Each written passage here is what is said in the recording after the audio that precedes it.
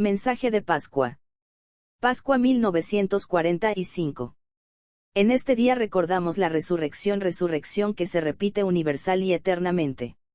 Deseo hablarles de Cristo, de su obra, como guía de la jerarquía, y de la reconstrucción que la humanidad debe emprender y que la jerarquía trata de impulsar en estos momentos. Se ha planeado un gran periodo de reconstrucción.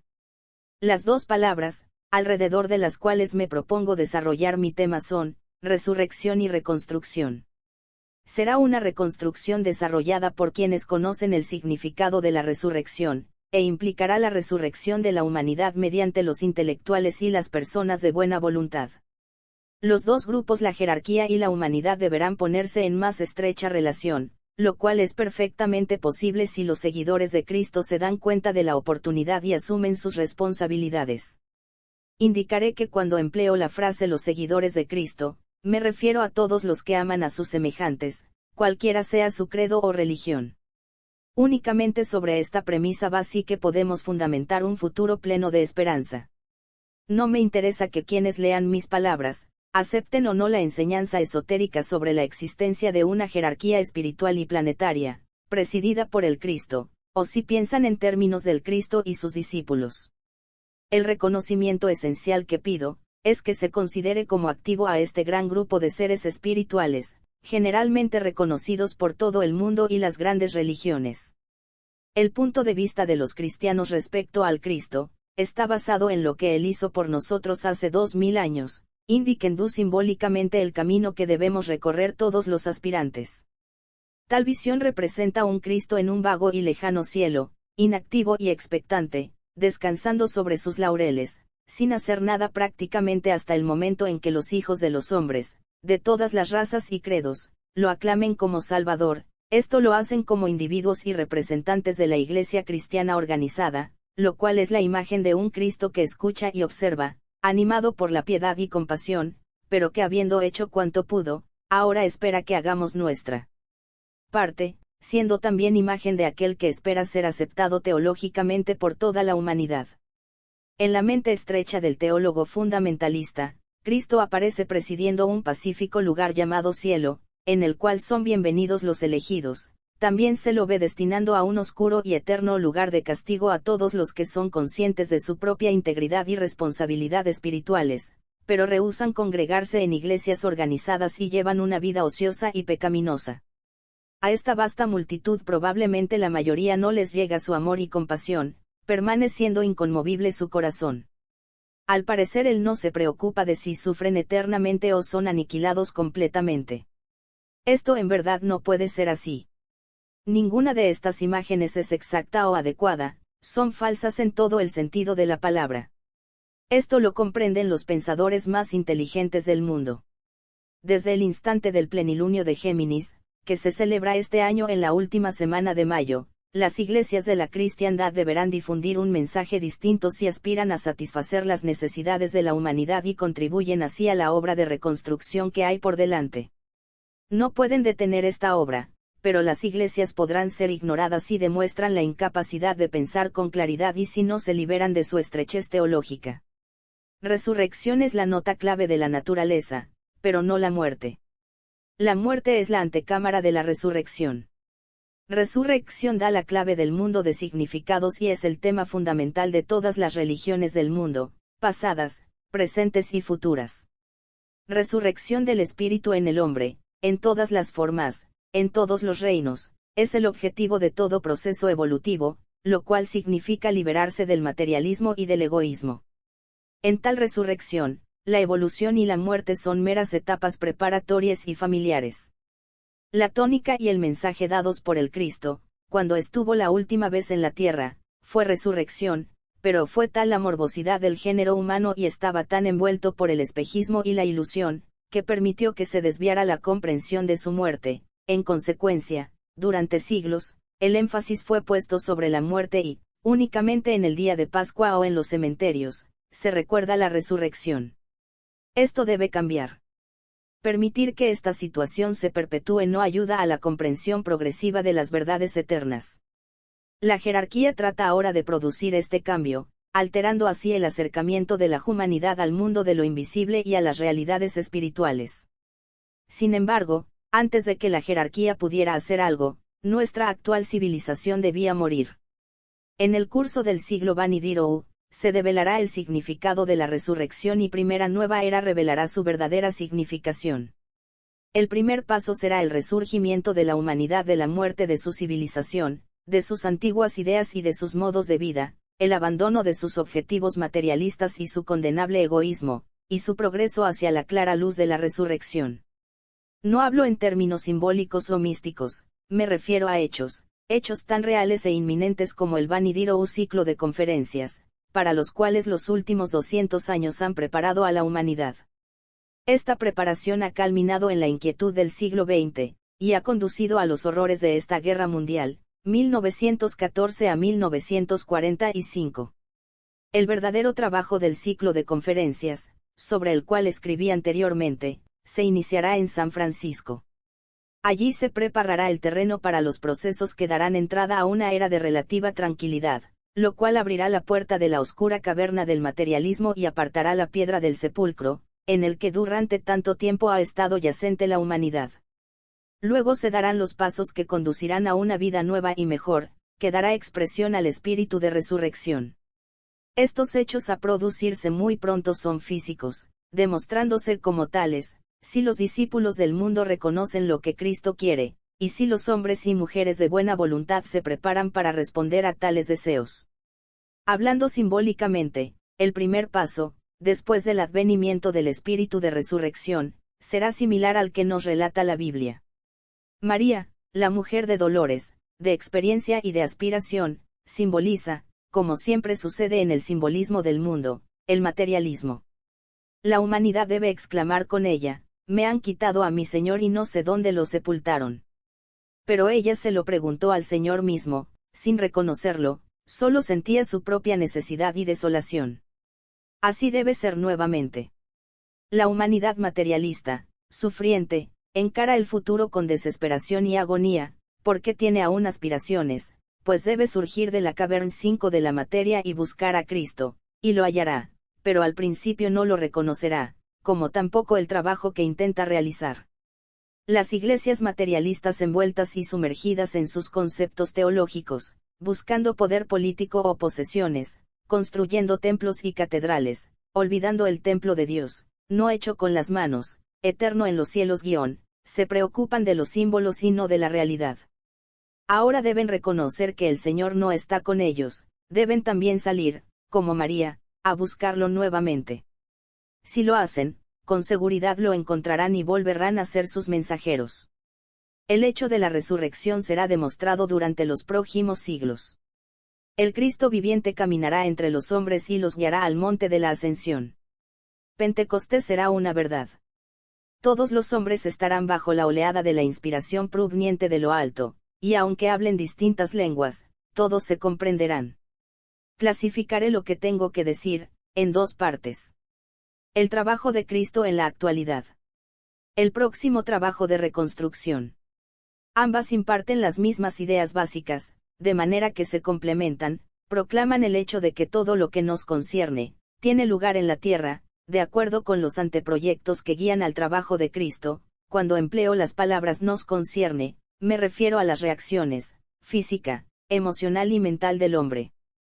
Proclaman el hecho de que todo estado de conciencia está enraizado dentro de la humanidad y que todos son hechos reales aquí y ahora, si solo los hombres lo supieran. Proclaman además la verdad de que Cristo nunca nos ha abandonado por un cielo lejano y nebuloso, sino que permanece cerca nuestro. Proclaman que su interés, su ardua tarea en beneficio nuestro y las actividades de sus discípulos activos, los maestros de sabiduría y los señores de compasión, se hallan también con nosotros, aquí.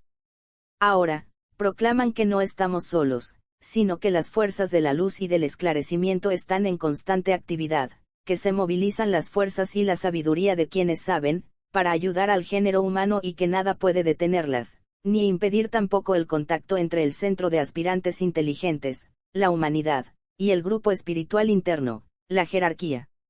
El trabajo de Cristo en la actualidad. No olviden un punto importante. La jerarquía misma es la consecuencia de la actividad y de la aspiración de la humanidad, y ha sido creada por esta. Sus miembros son seres humanos que han vivido, sufrido, fracasado, realizado, triunfado, soportado la muerte y pasado por la experiencia de la resurrección.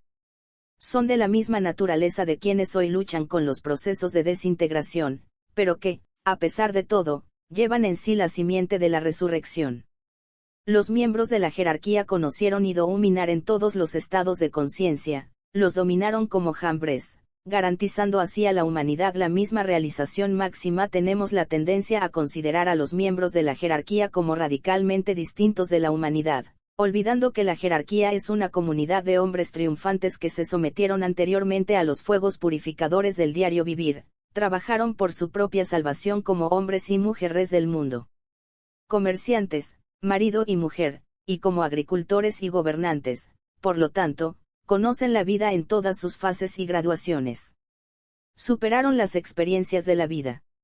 Su gran maestro es Cristo, pasaron por las iniciaciones del nuevo nacimiento, del bautismo, de la transfiguración, de la crucifixión final y la resurrección. Pero continúan siendo hombres, se diferencian de Cristo en que el primero de nuestra humanidad que alcanzó la divinidad, el primogénito de una gran familia de hermanos, según lo expresa San Pablo, el maestro de maestros e instructor de ángeles y hombres, fue considerado tan puro, tan santo y tan iluminado, que se le permitió personificar para nosotros, el gran principio cósmico del amor. De esta manera, él reveló, por primera vez, la naturaleza del corazón de Dios. Por lo tanto, estos hombres perfectos existen. Son algo más que hombres, porque el Espíritu Divino en ellos registra todos los estados de conciencia y de percepción subhumana, humana y superhumana. Este desenvolvimiento incluyente les permite trabajar con los hombres, ponerse en contacto con la humanidad cuando es necesario, y saber cómo guiamos al pasar las fases de la resurrección. Es innecesario extendernos aquí, acerca del mundo al que ellos tratan de ayudar y salvar. Los verdaderos pensadores conocen el estado actual de la humanidad. Devastación, crucifixión, masacre y muerte, predominan, tristeza, dolor, desilusión y pesimismo condicionan el pensamiento y las reacciones de millones de seres, mientras que la situación de las masas, indefensas e irreflexivas, ha llegado a un inconcebible sufrimiento. La ignorancia, la incomprensión y el egoísmo de los hombres, en todas partes, especialmente en los países que escaparon a los estragos de la guerra, agravan la situación. No obstante, la jerarquía encara hoy con serenidad y confianza su ardua tarea. Voy a ocuparme de un aspecto del trabajo y de la actitud de la jerarquía, que puede ser motivo de incomprensión para los que tienen visión y, si así puedo describirlo, un corazón oprimido, aunque amoroso. Me refiero a la actitud asumida por la jerarquía durante los años de guerra. Esta actitud dio lugar a críticas. Permítanme ser explícito y además introducir la ecuación tiempo. Bien puedo hacerlo, porque mediante mis escritos se ha afirmado y expuesto públicamente la posición de la jerarquía. En 1932 escribí una serie de folletos destinados a movilizar a los discípulos del mundo, titulados El Nuevo Grupo de Servidores del Mundo, y a incitar a los hombres y mujeres de buena voluntad a un esfuerzo final para despertar a la humanidad y hacerle ver la necesidad de cambiar. Traté de promover una limpieza general e inducir a los hombres a dar los pasos necesarios para evitar la guerra, que la jerarquía veía cada día más cerca. De manera incomprensible y no soñada por el hombre común, las fuerzas del mal surgían poderosamente de su antigua guarida, tratando de descubrir a quienes podían moldear y obsesar, para llevar así más rápidamente a la humanidad hacia el desastre.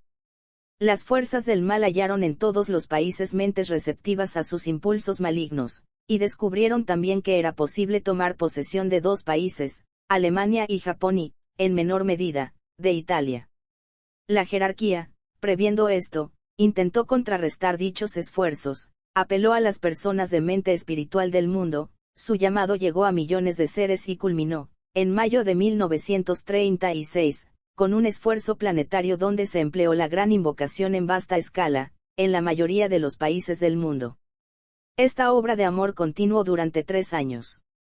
La jerarquía se esforzó por salvar a la humanidad y hacer ver a los hombres el inminente peligro que se cernía sobre ellos, trató de detener el egoísmo humano y de dar una nueva orientación a los valores espirituales y así impedir la guerra. Sus esfuerzos fracasaron.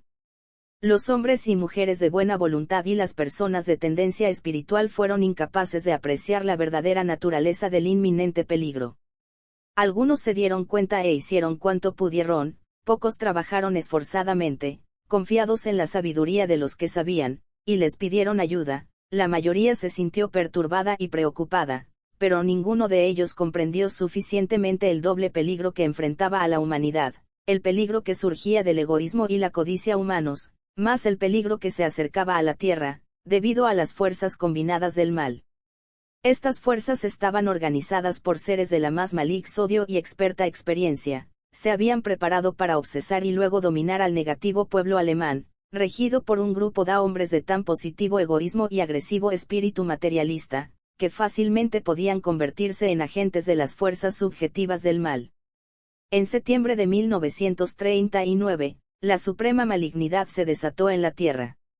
Debido a que la jerarquía no pudo ni quiso infringir el libre albedrío humano, se manifestó el mal que la humanidad misma había engendrado, apareciendo algo a lo cual algunas naciones e individuos respondieron. Así se inició la Segunda Guerra Mundial. El mal desenfrenado tomó posesión de la tierra, valiéndose de las naciones del eje, y los alemanes invadieron Polonia. Este país fue el receptor del primer impacto, debido a su egoísmo nacional, la supresión de las clases inferiores, la exaltación de una aristocracia de mentalidad fascista y su odio a los judíos. Las naciones aliadas empezaron entonces a organizarse lentamente bajo la inspiración de las fuerzas de la luz. Se desató la guerra. Bajo estas circunstancias, ¿qué podía hacer la jerarquía? A la humanidad se le dio plena oportunidad para evitar que el mal descendiera a la manifestación. Los dirigentes y los humanitarios proclamaron la necesidad de reformas. ¿A qué bando debía apoyar e influir la jerarquía? Debía tomar partido o mantenerse apartado y adoptar la posición del que mira, el observador. Debía mantenerse por encima de los actos de la humanidad y esperar a que se decidiera la batalla. Debía ajustarse a las ideas sentimentales del público religioso y hablar solo de paz, cuando no había paz, y adoptar la actitud negativa de amor a todos los pueblos, mientras el odio se extendía desenfrenado sobre la tierra. Recuerden que si esta guerra se pareciera a otras guerras, ocurridas en el transcurso de los siglos, y fuera simplemente la lucha entre grupos humanos y naciones, la jerarquía hubiera permanecido al margen del conflicto y dejado al género humano decidir la victoria, en mérito de los bandos en lucha. Pero esta vez algo más estaba involucrado, y la jerarquía lo sabía. Esta guerra no solo ha sido un conflicto agresor entre naciones, o de odio entre los exponentes de ideologías antagónicas, sino algo mucho más serio. La jerarquía sabía que fuerzas extremadamente poderosas se aprovechaban de la estupidez humana, a fin de entrometerse en los asuntos humanos, y que poderosos grupos de seres malignos estaban organizados para explotar la situación mundial existente. Sabía también que la combinación del antiguo mal con el egoísmo de los hombres sería inevitablemente demasiado fuerte, aún para las naciones aliadas, si no recibían ayuda para enfrentar a las potencias del eje y a los señores del mal, que surgieron de su guarida. La jerarquía se puso del lado de las naciones aliadas y lo hizo saber. Decidido esto, se tomaron medidas físicas precisas para ayudar a las fuerzas de la luz, se escogieron cuidadosamente los hombres y dirigentes, y los discípulos elegidos fueron puestos en posiciones de poder y autoridad.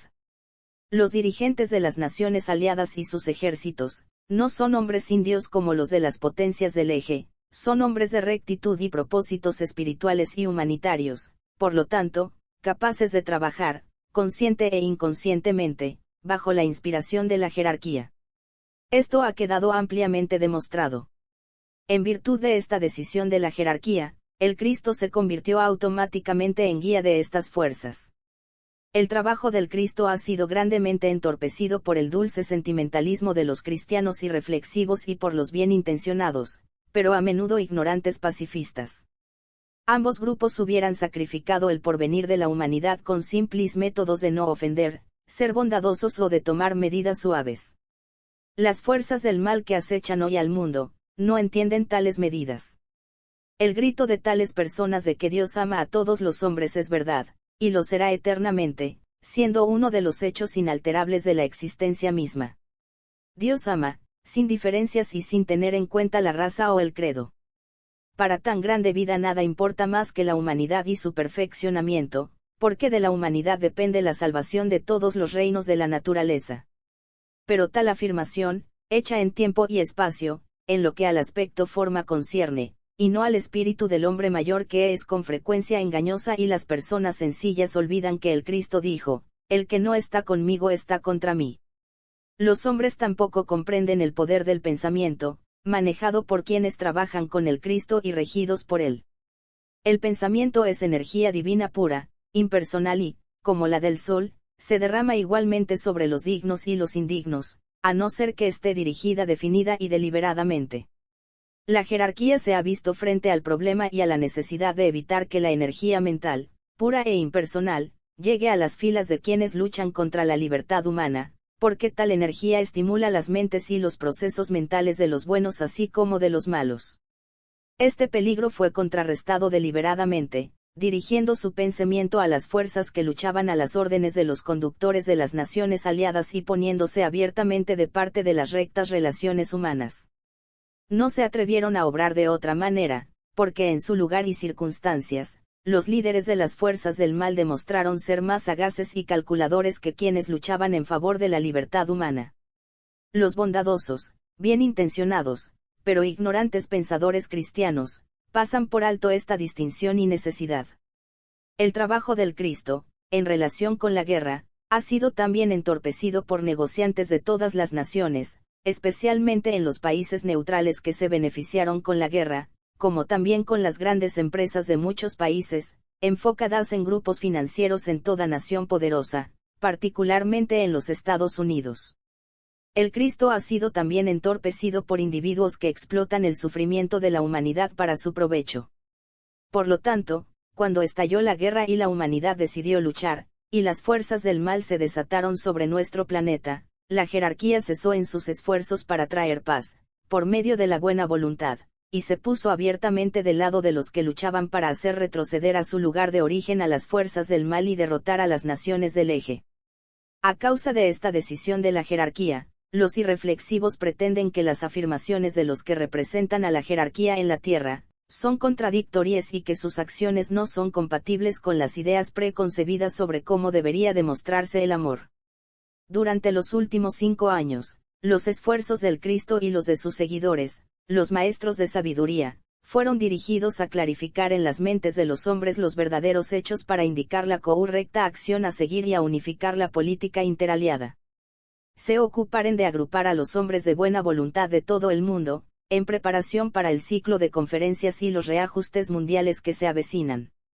Trataron de proteger a los que sufren, organizando métodos de socorro, inspirando a las mentes de los jefes de los ejércitos, e incitando a la opinión pública a tomar esas medidas que, con el tiempo, traerán rectas relaciones humanas. Temporariamente, se ha dejado a los pueblos alemán y japonés librados a su destino y entregados a merced de las fuerzas del mal. El presente desastre en Alemania es el testimonio de lo que el mal puede traer a quienes lo siguen. Además de los métodos de fortalecer a las fuerzas de la luz y de sacar a la humanidad del mal que ha descendido sobre ella, la jerarquía se dedicó a actividades que no pueden ser reveladas, porque se relacionan con la manipulación de las fuerzas subjetivas del mal. Podemos apreciar la potencia de tales fuerzas por el largo periodo que ha durado la guerra y también por el hecho de que 2 naciones hayan sido capaces de resistir, hasta hace unos meses, a un mundo entero de naciones aliadas contra ellas. Esto, en sí mismo, es un hecho notable y testifica la fortaleza del mal, objetivo y subjetivo, que trató de dominar al género humano. Si la jerarquía no se hubiera puesto del lado de las naciones aliadas, apoyándolas con todo el poder de su pensamiento, la victoria estaría aún muy lejos. Hoy ya está casi en nuestras manos. Es un error creer, como algunos lo hacen, que la tendencia principal del trabajo del Cristo reside en la Iglesia y en las religiones mundiales. Lógicamente trabaja por ese medio cuando las condiciones lo permiten y si hay un núcleo viviente de verdadera espiritualidad en ellas, o cuando el llamado invocador es suficientemente poderoso para llegar hasta él, utiliza todos los canales posibles por los cuales puede expandirse la conciencia del hombre y lograrse la correcta orientación. Es, por lo tanto, más correcto decir que actúa como instructor del mundo y que las iglesias no son más que uno de los medios de enseñanza que él utiliza. Todo cuanto ilumina las mentes de los hombres, toda divulgación que tiende a establecer rectas relaciones humanas, todos los medios de adquirir verdadero conocimiento, todos los métodos de transmutar el conocimiento en sabiduría y comprensión, todo cuanto expanda la conciencia de la humanidad, todos los estados subhumanos de percepción y sensibilidad, todo lo que disipa el espejismo y la ilusión, todo lo que rompe la cristalización y perturba las condiciones estáticas, son actividades realistas del sector interno de la jerarquía, que él supervisa. El Cristo está limitado por la calidad y calibre de la invocación humana, que a su vez está condicionada por la etapa de evolución alcanzada. En la Edad Media, y anterior a esta, las iglesias y las escuelas de filosofía proveyeron las principales avenidas para la actividad del Cristo, pero hoy no es así. Las iglesias y la religión organizada harían bien en recordarlo. El Cristo ha transferido su énfasis y atención hacia dos nuevos campos de esfuerzo: primero, al campo de la educación mundial y, segundo, a la esfera de la complementación inteligente de esas actividades regidas por el Departamento de Gobierno, en sus tres aspectos: estatal, político y legislativo. El pueblo empieza a darse cuenta de la importancia y la responsabilidad de los gobiernos, por lo tanto, la jerarquía comprende que antes que el ciclo de la verdadera democracia, COUMOU ya existe, y se demostrará con el tiempo, pueda venir a la existencia, es imperativamente necesaria la educación de las masas sobre la cooperación estatal en la estabilización económica, mediante la participación equitativa y la limpia interacción política. La larga separatividad entre la religión y la política debe terminar. Esto puede ocurrir ahora, gracias al alto nivel de inteligencia de las masas humanas, y al hecho de que la ciencia ha acercado tanto a los hombres, que lo que ocurre en lejanos lugares de la superficie de la Tierra despierta el interés general en pocos minutos. Tiempo y espacio están hoy anulados. El próximo trabajo de reconstrucción. Me he referido al plenilunio de Géminis como la oportunidad excepcional de Cristo.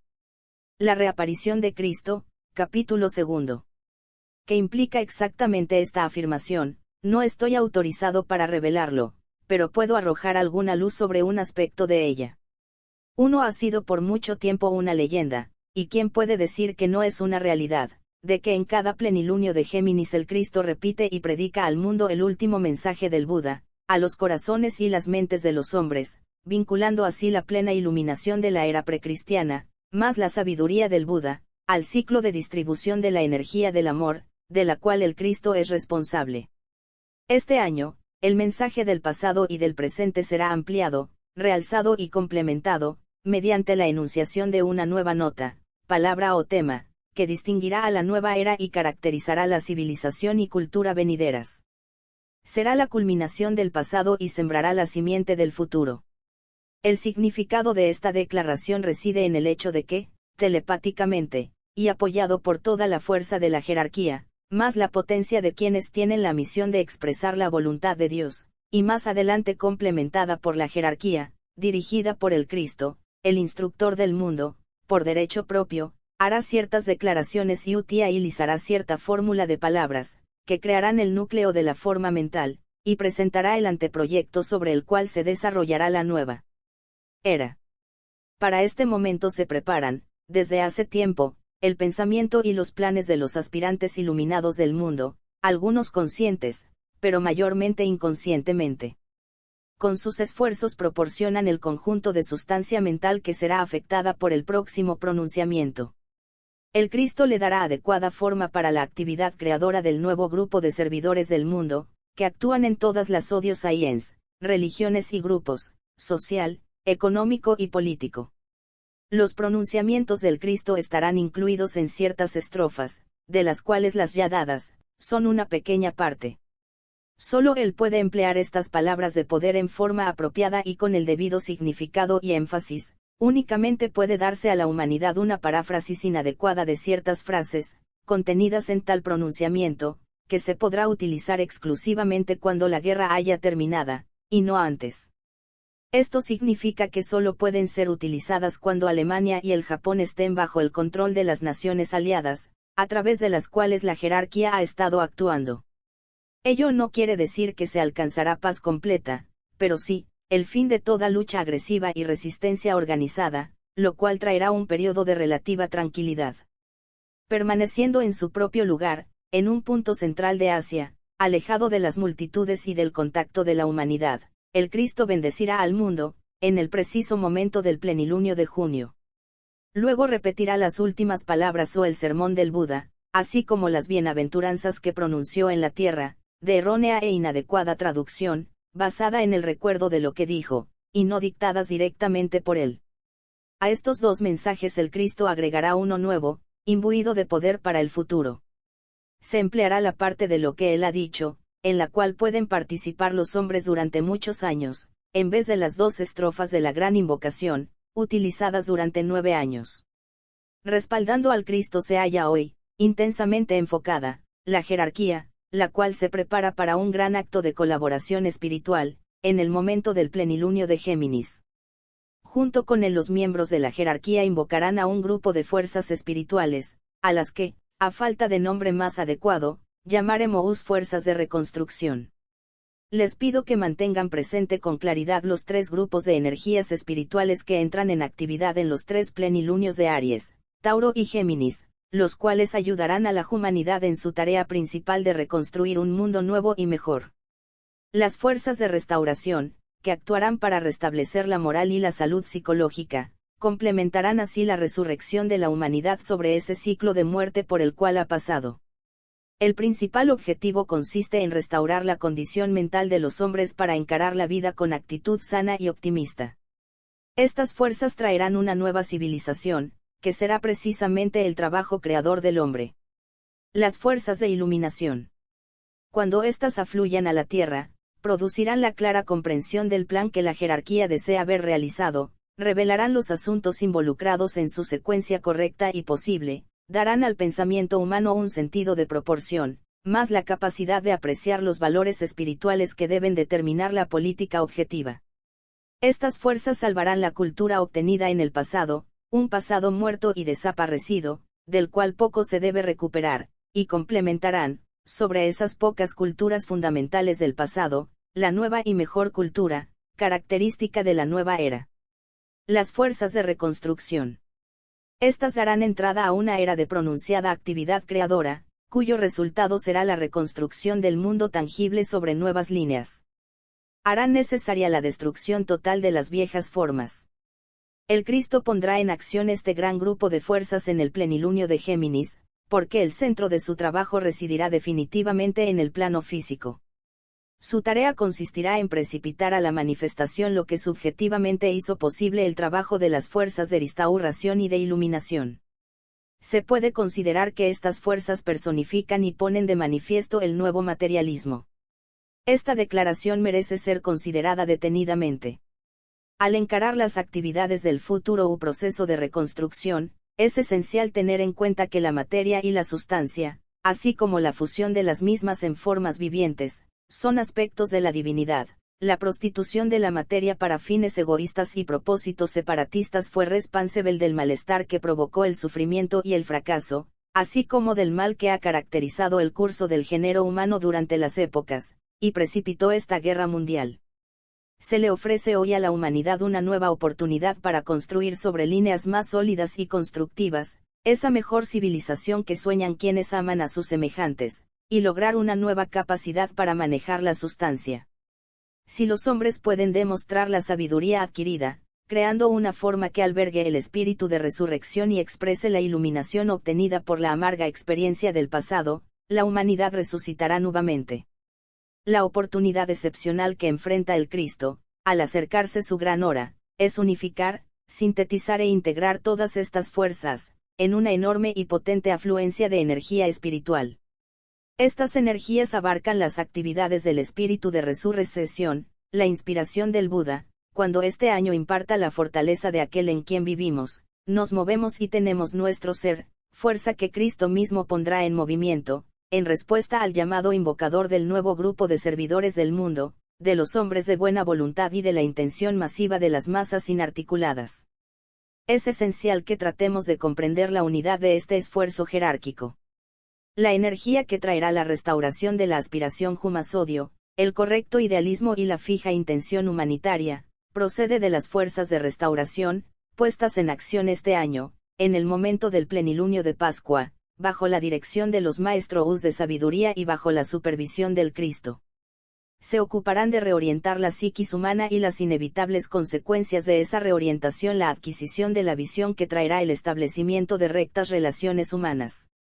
Esto será, en gran parte, el trabajo de la gente espiritual del mundo, los aspirantes, los discípulos activos y, en lo posible, los miembros y las personas espiritualmente orientadas, en las iglesias y en los grupos humanitarios y esotéricos.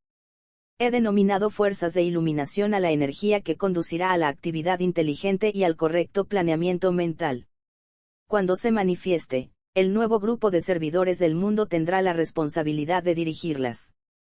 Entonces, gracias a los planes claros y precisos de los intelectuales del mundo y de los prominentes servidores humanitarios y raciales, será posible establecer los principios espirituales y las correctas relaciones cooperadoras, que deben caracterizar los asuntos humanos en el futuro.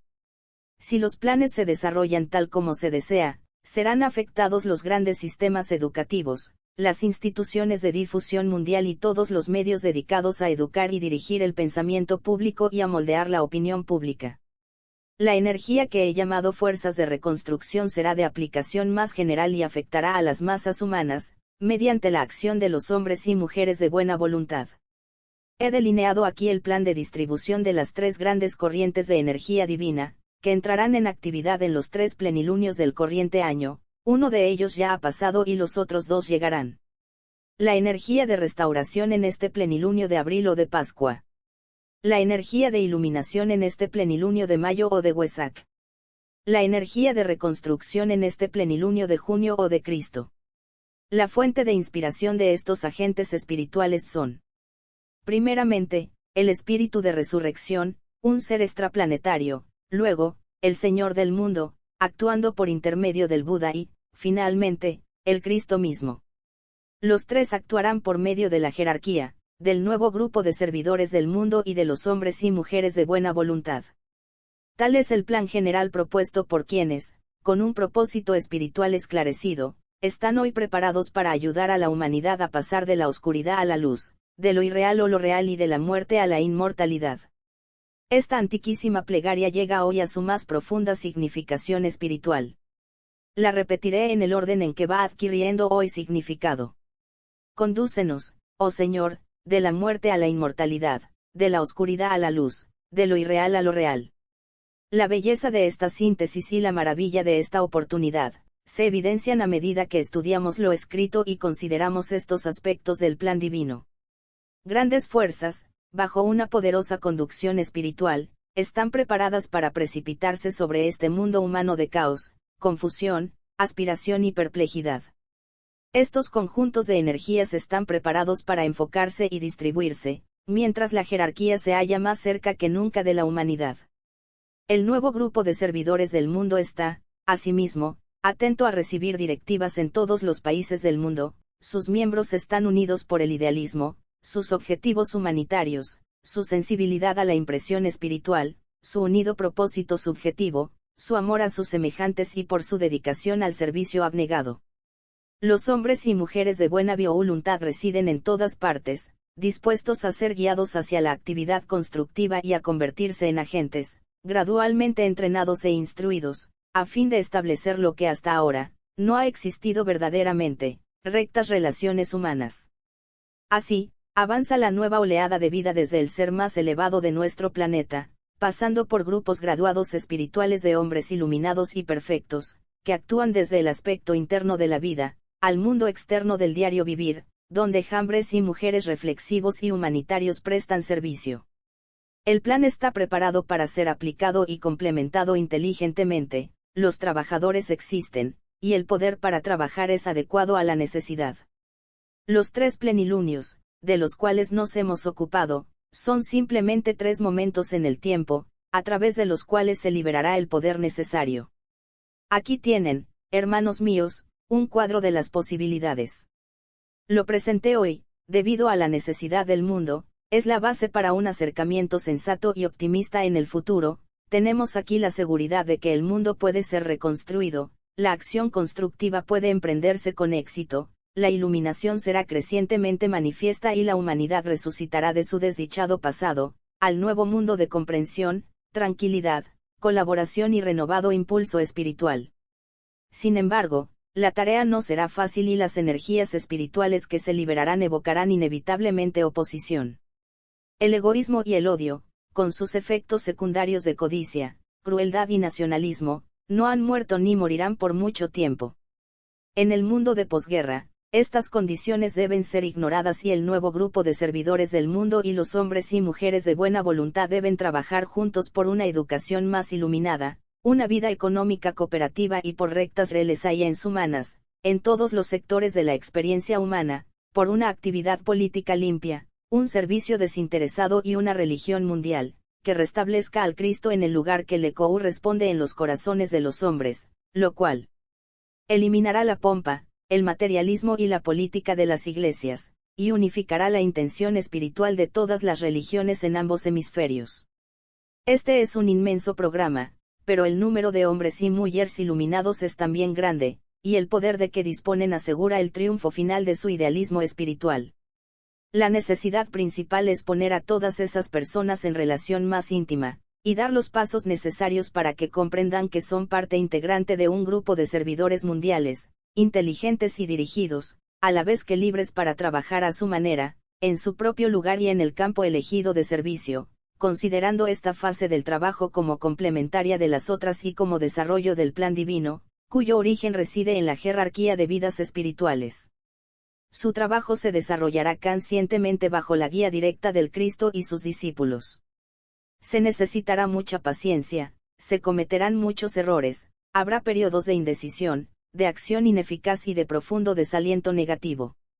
Los trabajadores tenderán a impacientarse y a veces la tarea les parecerá que exige demasiado y es muy difícil, hallarán que las fuerzas puestas son demasiado fuertes. Pero tras el trabajo de reconstrucción a que debe hacer frente la humanidad, reside la potencia de la inevitable resurrección, la constante afluencia del pensamiento iluminado, dirigiendo la conciencia de la masa, más la creciente realización de que la humanidad no está sola, que los valores espirituales son los únicos reales y que la jerarquía permanece inconmovible en su fortaleza espiritual, firmemente orientada hacia la salvación del mundo y actuando bajo la dirección de su gran guía divino, aunque humano, el Cristo. El Cristo ha pasado por todas las experiencias humanas y jamás nos ha abandonado, con sus discípulos, los maestros de la sabiduría, se acerca década tras década. Cuando en la iniciación de la ascensión dijo, «He aquí estoy con vosotros siempre hasta el fin de las edades», no quiso dar una idea vaga y general de que ayudaría a la humanidad desde algún lugar distante, llamado el trono de Dios en el cielo. Lo que dijo quiso decir exactamente que permanece con nosotros.